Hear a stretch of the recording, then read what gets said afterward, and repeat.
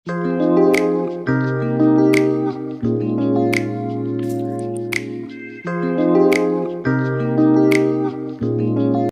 అండి, welcome to Adilakshmi వంటలు. ఈరోజు మనం మైసూర్ పాక్ ఎలా తయారు చేసుకోవాలో చూద్దాం. ఇప్పుడు మనం మైసూర్ పాక్లోకి కావాల్సిన ఇంగ్రీడియంట్స్ చూద్దామండి. 1 కప్పు శనగపిండి, ఇదే కప్పుతో 2 కప్పులు పంచదార, అలానే 2 కప్పుల ఆయిల్. ఇప్పుడు మనం పంచదార వేసుకుందామండి.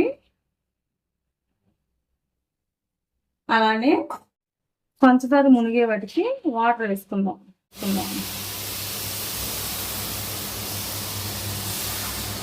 ఓకేనా, స్టవ్ వెలిగించుకొని పంచదార కరిగేదాకా వెయిట్ చేద్దాం. అలానే మనం తీసుకున్న ఆయిల్ ఉంది కదండి, ఇప్పుడు మనం స్టవ్ వెలిగించుకొని ఆయిల్ని కాచుకుందాం. ఇప్పుడు కరగటానికి దగ్గర పడిందండి. ఇప్పుడు పంచదార అయితే కరిగిందండి. ఇంకొక 2-3 నిమిషాలు ఉంచేసి మనం పిండి వేసుకుందాం దీంట్లో, శనగపిండి. ఇప్పుడు మనకి చూసారు కదండి పాకం ఎట్లా వచ్చింది కదా. ఈ సమయంలో మనం పిండి వేసేసుకోవాలి. మనం తిప్పుతూనే ఉండాలండి కలిసేదాకా. మనకి కప్కే మనకి చాలా అభివృద్ధి. చూసారు కదండి, ఇలా కలుపుతూనే ఉండాలి ఇది మొత్తం కలిసేదాకా. తర్వాత మనం పక్కన స్టవ్ మీద మనం ఆయిల్ పెట్టుకున్నాం కదా, అది కూడా వేసుకోవాలి.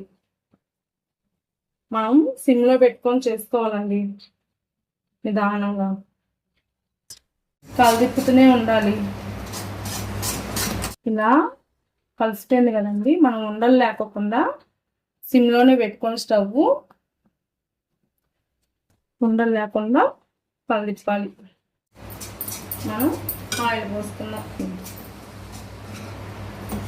ఇప్పుడు మనకి పిండి అంతా కలిసిపోయింది కదండి, ఆయిల్ వేసుకుందాం. ఇప్పుడు పక్కన స్టవ్ మీద కాగుతుంది కదా,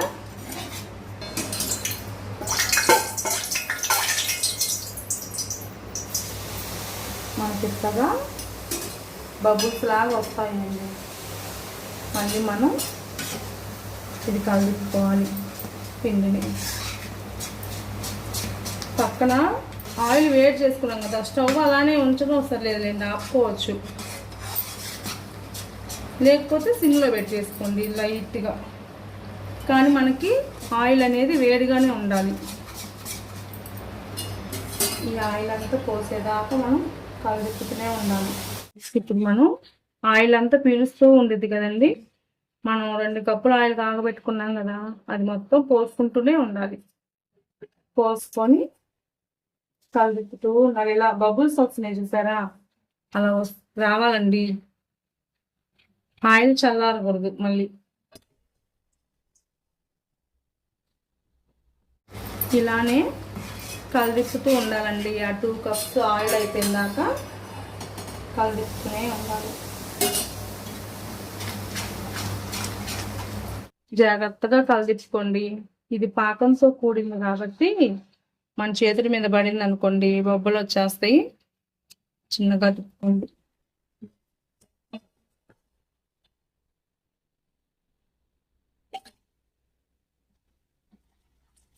ఇది అనేది మనకు దగ్గరకు వచ్చినాక గుల్ల గుల్లగా మనకు అవపడుతుంది కదండి. ఇప్పుడే ఈ ఆయిల్ కూడా పీల్ చేసినాక వేయాలి. మీరు ఇలానే చేసుకోవాలనుకోండి, ఇప్పుడు చెప్పిన కొలతలతోనే డబల్ తీసుకొని ఇంకొంచెం ఎక్కువగా చేసుకోండి. మీకు అవసరమైతే దగ్గరుండి జాగ్రత్తగా కలుపుకోవాలి. కొంచెమైనా మనం తిప్పకుండా ఉన్నామంటే అడుగని చేసిద్దండి. ఈలోగా మనం వెంటనే ప్లేట్కి ఇలా ఆయిల్ రాసేసి పక్కన పెట్టుకున్నానండి. కానీ నేను ప్లేట్ తీసుకొని దానికి ఆయిల్ రాసి పక్కన పెట్టుకున్నానండి. ఇది అయిపోయే లోపల మనం మళ్ళీ దాంట్లో ప్లేట్లు వేసుకోవాలి కదా, రెడీ చేసి పెట్టుకుంటే మంచిది ముందుగానే. ఇది దగ్గర పడింది చూసారండి, పుల్ల పుల్లగా పడుతుంది. మనకు అయిందని తెలియడానికి సైడ్ కాస్త కలర్ వస్తుంది కదండి, అలా రావాలండి. చూసారు కదండి ఆయిల్. ఈ ఆయిల్ ఎంత ఉందని అనుకోకండి, తర్వాత అంతా తీసేసింది. మన కింద కలర్ వస్తుంది చూడండి, ఈ గుల్ల గుల్లగా ఉందిగా, దీనికి ఇలా వస్తేనే మనకి మైసూర్ పాకు పూర్తిగా తయారైనట్టు. ఇంకా కొంచెం సేపు, ఒక 2-3 నిమిషాలు అయితే మనకి సరిపోతుంది. చూసారా దగ్గరకు వచ్చేసింది, చూసారు కదండి. ఇప్పుడు మనం ప్లేట్లోకి తీసుకున్నామండి, అయింది. కలర్ కూడా వచ్చింది చూసారా, ఇలా ఇలా రావాలండి. ఇప్పుడు మనం స్టవ్ ఆఫ్ చేసి ప్లేట్లోకి తీసుకున్నాం. ఇప్పుడు చూసారు కదండి, మనం ఇదంతా ప్లేట్లోకి వేసుకున్నాం.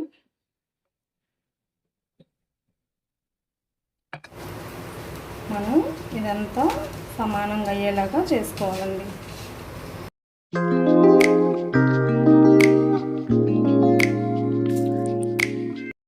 మీకు కొద్దిగా మందంగా ఉండాలంటే మీరు కాస్త చిన్న గిన్నెలో వేసుకోండి, వెడల్పు తక్కువ ఉన్న ప్లేట్లో. ఓకేనండి. ఇప్పుడు మనం ఇది చల్లారాక ఒక 1/2 అవర్ ఆగినాక ముక్కలు కట్ చేసుకుందాం. ఇప్పుడు మనం మైసూర్పాకు తయారైపోయిందండి. ఒక 1/2 గంట ఆగిన తర్వాత దీన్ని కట్ చేసి తీసేసుకోవచ్చు. ఇప్పుడైతే 1/2 గంట అయిపోయిందండి, కట్ చేసుకుంటున్నాను నేను.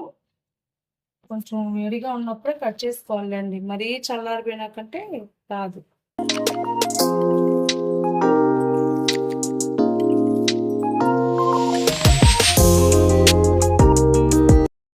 ఇప్పుడు మనం కట్ చేసుకున్నాం కదండి, మనం వేరే ప్లేట్లోకి మార్చుకుందాం.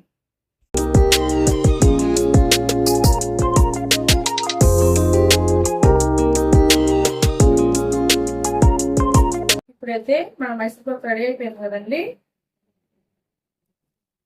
ఆదిలక్ష్మి వంటిల్లు ఛానల్ని సబ్స్క్రైబ్ చేసుకోండి, లైక్ చేయండి, షేర్ చేయండి.